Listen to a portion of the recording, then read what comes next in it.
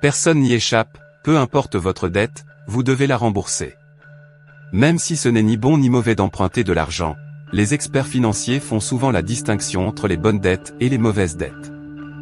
Le problème c'est que 95% des gens ne sont concernés que par les mauvaises dettes. Une bonne dette est un investissement dans quelque chose qui prend de la valeur ou qui est profitable à long terme. Quelques exemples, un prêt hypothécaire pour une maison, un prêt pour des études en vue d'une carrière, un prêt pour lancer une entreprise, un achat bénéfique pour votre travail ou votre santé. La bonne dette constitue un investissement qui prendra de la valeur au cours des mois et années à venir. Acheter une maison ou un terrain, investir dans des actions, contracter un prêt étudiant, emprunter pour cotiser à un régime d'épargne retraite, voilà des exemples de bonnes dettes. Une bonne dette est celle qui vous permettra de posséder un actif lorsque vous aurez terminé de la rembourser. Si vous empruntez pour acheter quelque chose dont la valeur diminue immédiatement ou dont vous ne pouvez pas effectuer le remboursement au complet et à temps, ce qui occasionne des frais d'intérêt et un endettement plus élevé, il s'agit alors d'une mauvaise dette. Voici quelques exemples, un achat fait avec une carte de crédit de magasin ayant un taux d'intérêt élevé, un prêt personnel pour payer des dépenses mensuelles courantes, tout achat qui n'est pas vraiment nécessaire ou utile. N'oubliez pas qu'une dette peut être bonne ou mauvaise selon les circonstances. Par exemple, un prêt hypothécaire est habituellement considéré comme une bonne dette parce qu'il permet d'investir dans une propriété dont la valeur devrait augmenter. Toutefois, il pourrait s'agir d'une mauvaise dette si vous n'êtes pas capable d'effectuer les paiements de remboursement. Lorsque vous voulez emprunter, comment pouvez-vous déterminer quel montant serait raisonnable? Tout dépend de votre situation personnelle. Vous devez examiner combien d'argent vous gagnez et si vous êtes capable de rembourser la dette.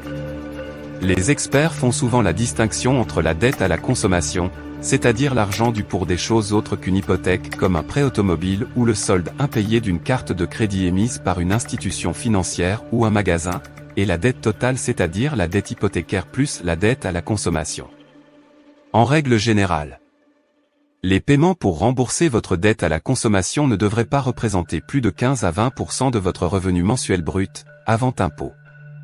Les paiements pour rembourser votre dette totale ne devraient pas représenter plus de 35 à 40% de votre revenu mensuel brut.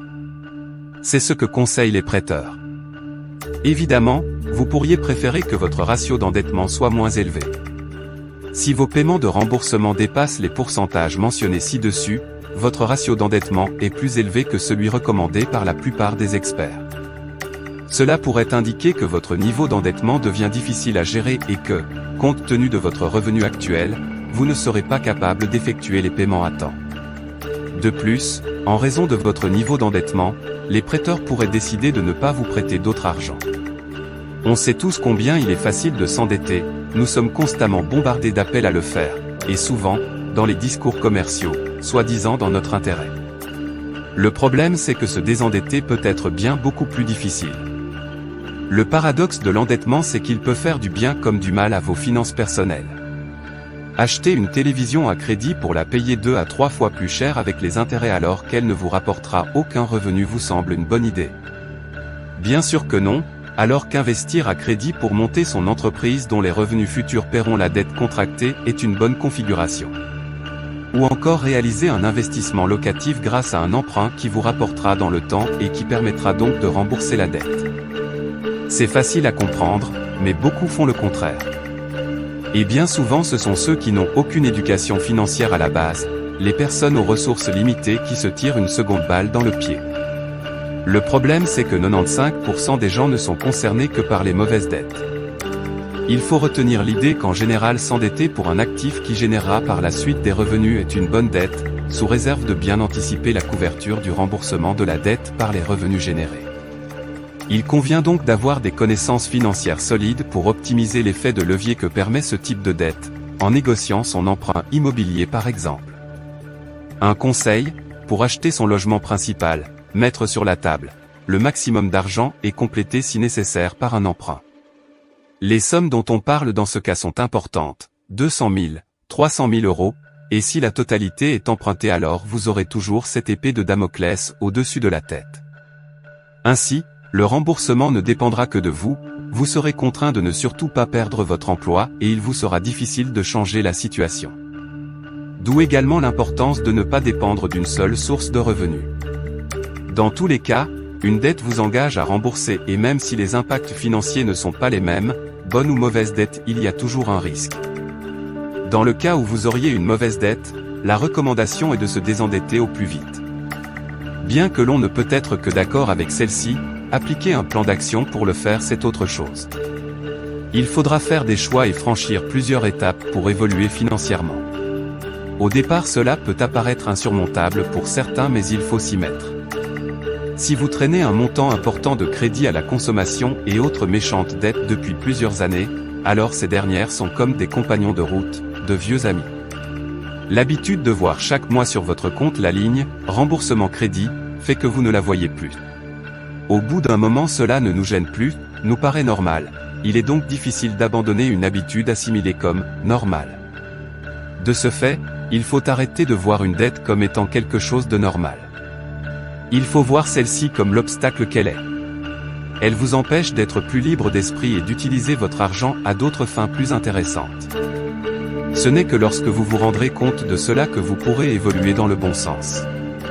Si vous avez plusieurs crédits à la consommation, que ce soit par nécessité ou pire par manque de connaissances, alors que vous auriez les moyens de faire autrement, arrêtez, il y a d'autres issues. Une fois le choix fait de vous libérer des chaînes des mauvaises dettes, il faut alors apprendre à dépenser moins que vous ne gagnez, à reconsidérer vos besoins et vos envies. Naturellement, si vous utilisez l'achat à crédit depuis un moment, les envies apparaissent comme des besoins. Il vous faudra rééquilibrer cela. Ensuite, le chemin vertueux à suivre est moins de dépenses, donc plus de capacité d'épargne et d'investissement pour générer des sources de revenus annexes. L'acquisition d'une maison représente pour la majorité des gens l'achat le plus important de leur vie. Avant de vous prêter une telle somme d'argent, les institutions financières veulent s'assurer que vous avez la capacité de rembourser cette importante dette. Pour ce faire, ils s'informent de vos dettes actuelles et de vos revenus, et ils consulteront votre code de solvabilité personnelle. Si votre dossier démontre une incapacité à payer, votre prêt hypothécaire sera refusé. Voici donc quelques conseils pratiques. De simples gestes et de la bonne volonté, c'est tout ce dont vous avez besoin pour redresser votre situation financière. Concentrez donc vos efforts pour rembourser vos mauvaises dettes le plus tôt possible, vous cesserez ainsi d'accumuler les dettes et les intérêts. Évitez les dépenses inutiles. Est-ce que vous avez vraiment besoin d'acheter le nouvel iPhone ou une 20e paire des chaussures? Méfiez-vous des offres, achetez maintenant, payez plus tard, car si vous n'avez pas eu le temps d'amasser l'argent, vous devrez payer d'importants intérêts quand viendra le temps de commencer à rembourser. Automatisez votre épargne, prévoyez-la en la calculant comme une dépense dans votre budget. Vivez plus simplement que ce que vous permettent vos revenus. Achetez des articles usagés lorsque cela est possible. Entourez-vous d'un conseiller en sécurité financière et d'un courtier hypothécaire qui sauront vous guider. Ainsi, la balle est dans votre camp.